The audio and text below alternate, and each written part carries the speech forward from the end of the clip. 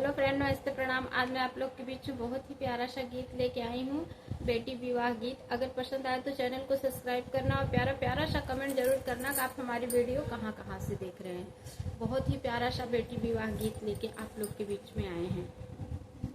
काली काली पादरी रिमिकी झिमिकी बरसैयर भीगी गाए चुनरी हम रे लालनवायर भीगी गाए चुनरी हमारा रे लालनवा। काली काली बदरी रिमिकी झिमिकी बरसैयर भीगी गाए चुनरी हमारा रे लालनवायर भीगी गाए चुनरी रे लालनवा।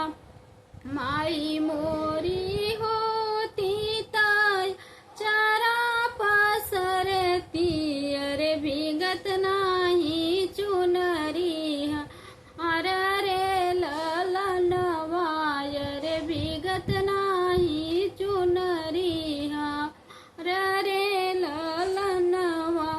काली काली बदरी रिमिकी झिमिकी बरसैयर भीगी गाए चुनरी हमारा रे लालनवा रे भीगी गाए चुनरी हमारा रे लालनवा।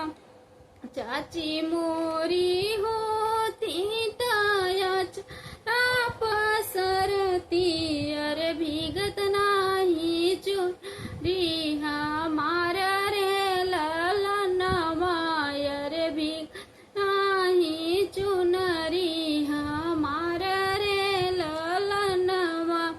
काली काली बदरी रिमिकी झिमिकी बरसैयर गाए चुनरी हमारा रे लालनवा भीगी गाए चुनरी रे लालनवा।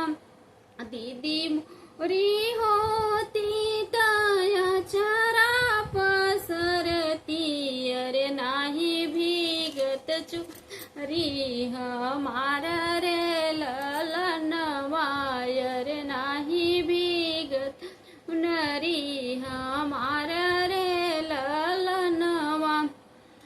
काली काली बदरी रिमिकी झिमिकी बरसैयर गाए चुनरी हमारा रे लालनवा रे गाए चुनरी हमारा रे लालनवा।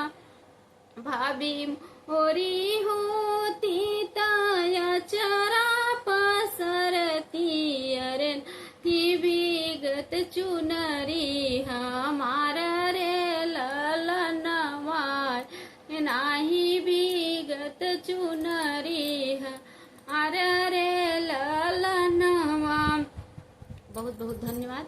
अगर गीत पसंद आए तो चैनल को सब्सक्राइब करना और प्यारा प्यारा सा कमेंट जरूर करना कि गीत कैसा लगा आप लोगों को।